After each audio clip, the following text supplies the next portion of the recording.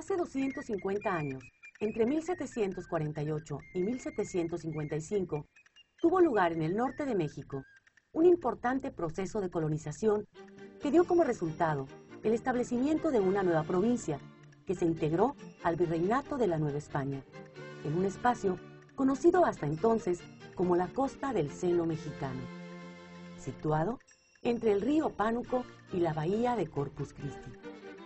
Este hecho tenía una prioridad estratégica para la corona española, pues significaba prevenir el peligro de una invasión extranjera a su principal posesión de ultramar. Fue así como se erigió la colonia del Nuevo Santander. La estructura política y de población de lo que más tarde, en el México independiente, sería el estado de Tamaulipas. José de Escandón y Helguera, conde de Sierra Gorda, fue figura clave en la fundación de esta provincia.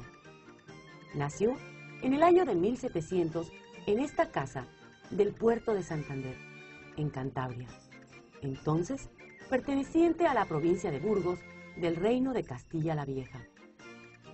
Muy joven, emigró a la Nueva España.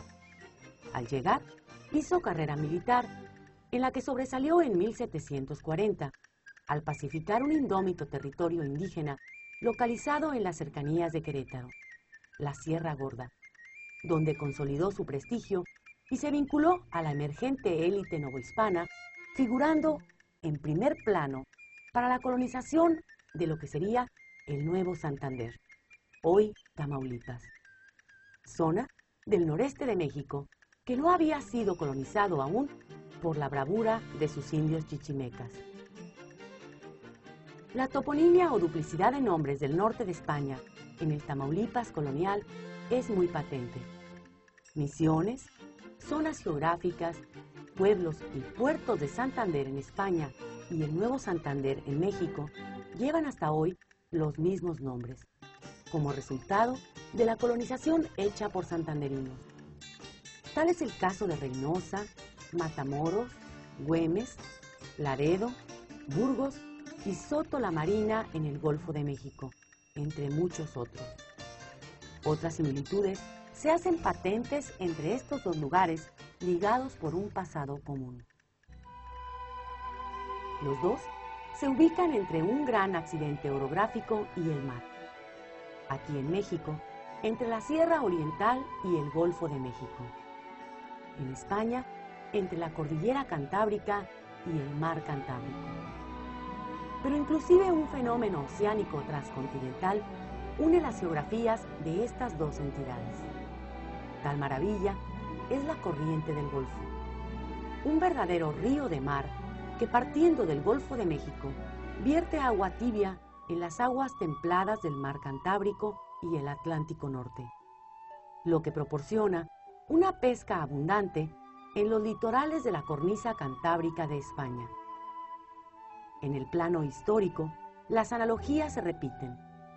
En los orígenes remotos de la humanidad, en Cantabria hubo una intensa expresión del hombre primitivo que se reflejó en su arte rupestre, mientras en Tamaulipas se desarrolló la domesticación y descubrimiento de la agricultura, importante aportación a las bases de la cultura mesoamericana. Asimismo, la resistencia de las comunidades autóctonas de estos dos pueblos marca una gran semejanza entre estas dos entidades. Los cántabros ofrecieron una gran resistencia ante la invasión romana. Los chichimecas, por su parte, retrasaron con su belicosidad por más de 2 siglos la colonización española de la costa del Seno Mexicano o noreste de México.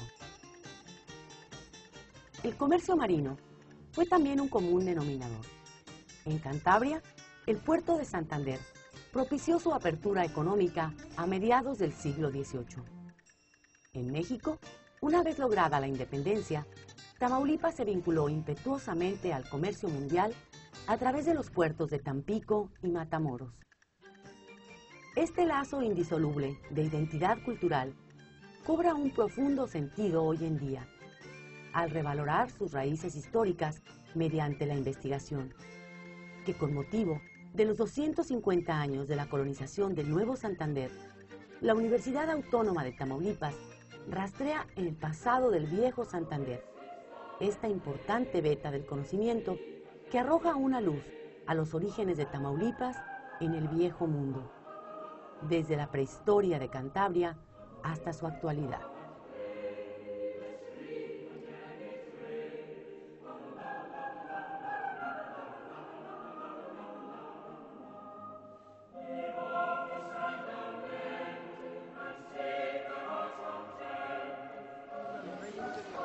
Para hablar de ellos.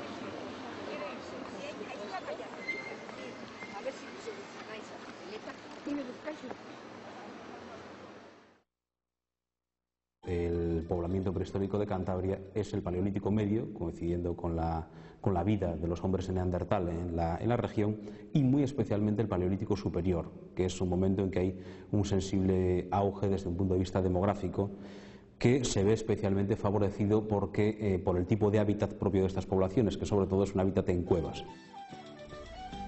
Este patrón de poblamiento fue posible porque Cantabria posee unas montañas calcáreas, con la presencia de muchas cuevas, lo que permitió el refugio a los hombres primitivos, dedicados a la caza especializada, específicamente de ciervo, bisonte, caballo salvaje y otros mamíferos, propios del clima glacial imperante durante el Pleistoceno. Una que estamos ante poblaciones, ante hombres desde un punto de vista físico exactamente iguales que las poblaciones actuales, es decir, que entran, digamos, dentro de la variabilidad biológica del hombre actual, y también que estos son los primeros artistas, es decir, los autores de las primeras cuevas decoradas y de los primeros objetos de arte mobiliario. Y en este sentido, precisamente, Cantabria es extraordinariamente importante desde el punto de vista patrimonial. En esta región de España se encuentran las mundialmente famosas cuevas de Altamira, testimonios artísticos emblemáticos de la prehistoria en Cantabria, que son patrimonio cultural de la humanidad, y en cuyos techos y galerías se plasman con extraordinaria riqueza escenas míticas, representando la fauna que fue la base económica de los pueblos del Paleolítico. En las centurias previas al principio de la era cristiana, este espacio de mar y de montaña tuvo una evolución poco dilucidada aún por la historia, que abarcó las etapas del Neolítico y la Edad de Bronce. Lo cierto es que fueron apareciendo modestas comunidades, ahora dedicadas a la agricultura y la ganadería incipientes, que tenían mayores vínculos con otras sociedades y fueron influidas por la corriente cultural celtoibérica. Hacia unos 3000 años antes de Cristo, se definió un grupo conocido como los cántabros, pueblo que bautizó con su nombre a la región. Los cántabros perfilaron una enraizada cultura propia y, aunque no tuvieron una unidad administrativa, fueron capaces, sin embargo, de resistir por un tiempo los embates del Imperio Romano, que hacia inicios de nuestra era y luego de ocupar la mayoría de España, se expandió por el norte de la península ibérica, en época del emperador César Augusto, quien personalmente encabezó las campañas militares. Los cántabros que fueron conquistados en el año 19 se habían hecho famosos en todo el mundo romano por su valentía, su heroicidad.